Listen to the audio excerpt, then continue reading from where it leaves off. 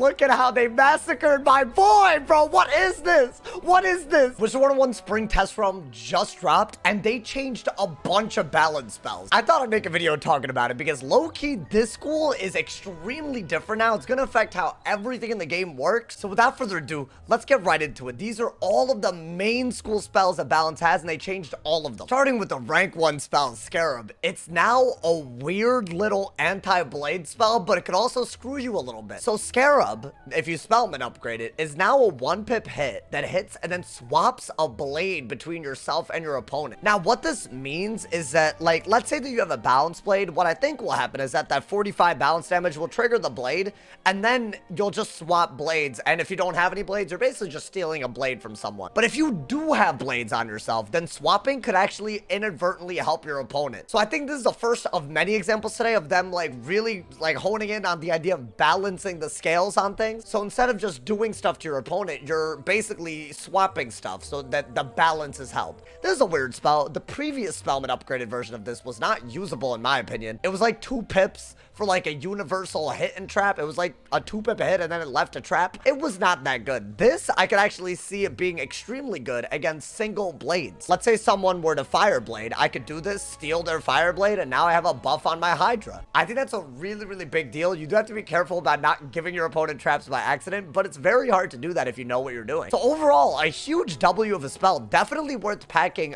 along with Eye of Vigilance. I think Eye of Vigilance is very, very good because it gives you pips for your opponent's blades, but we're talking about 3 blades. What about 1? Then this isn't worth it, right? So why not add a Scarab? It could work. Keeping in the pattern, but potentially even more OP, Scorpion. It swaps shields and then hit. Now, to me, this is essentially like a steal ward into a hit if you don't have a shield, which could be really, really crazy. What I think could happen in a lot of scenarios is, let's say you don't have a tower, your opponent does have a tower. You could cast a spell, swap shields, take their tower, and then hit. That being said, if you have a tower on yourself, this would not work at all because you're swapping a shield and then hitting into your own shield. This honestly reminds me a lot of Splash Squatch, except Splash Squatch always steals a shield into a hit, but Scorpion does not have to do that. This little swapping thing, it could be a steal, but it could also screw you a little bit. The fact that it's 2 pips and such low damage makes this a more utility heavy move. So I don't know how useful this actually is. Locust Swarm now swaps only up to 2 traps if you fully upgrade it. So honestly, it seems like it's a little bit more limited in what it can do. Now, do I love this? I'm not really sure. Here's the thing, right?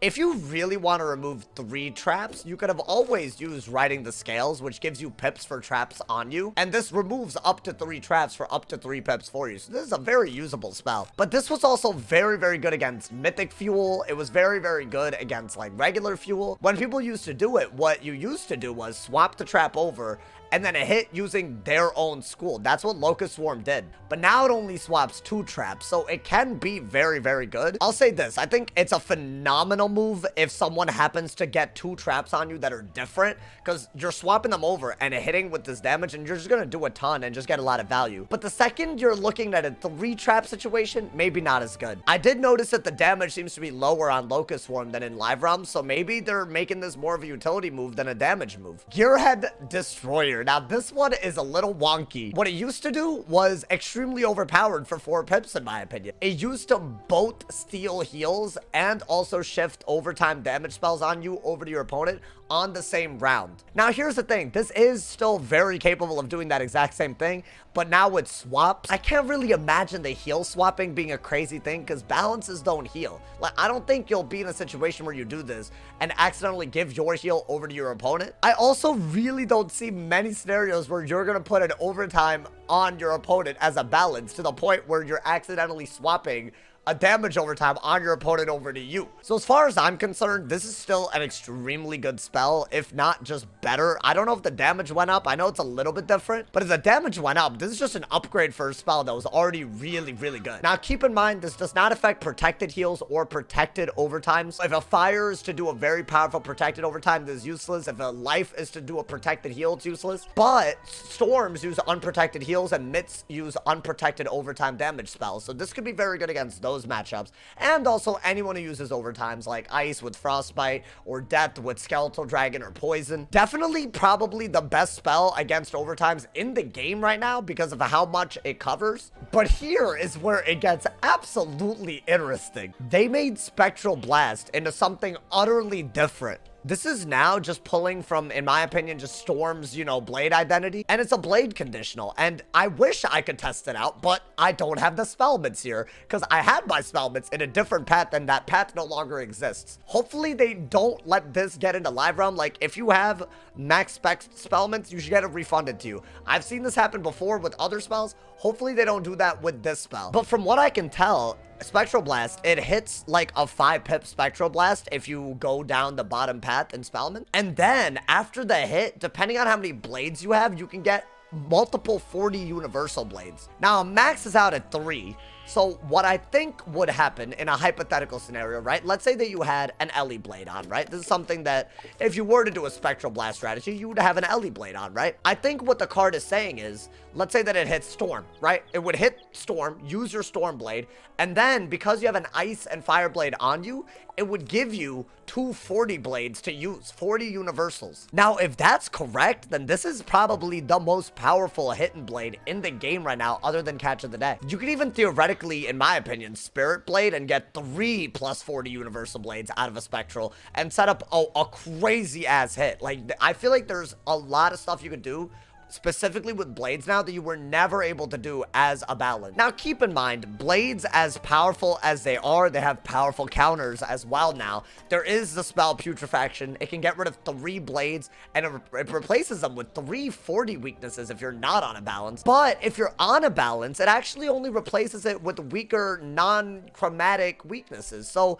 Putrefaction, basically what I'm saying is it affects balance less than other schools. If you don't know what I'm talking about, go into the arena and try to get Putrefaction. You'll know what I'm talking about. So I feel like this could actually work better for balance in terms of making it, like, you know, a more blade reliant school than other schools, just because the blade counters, as good as they are, yes, it's annoying to deal with a bunch of weaknesses, but they're not extremely powerful weaknesses. And finally, look at how they massacred my boy, bro. What is this? Here's the thing. I think Hydra was very, very powerful, and it added something to balance that I don't think any other school had, which is just don't single shield against them. It was kind of cool. But now regular single towers are officially extremely useful again on any school that you want to use it on if you're going against a balance. Now, what is the spell?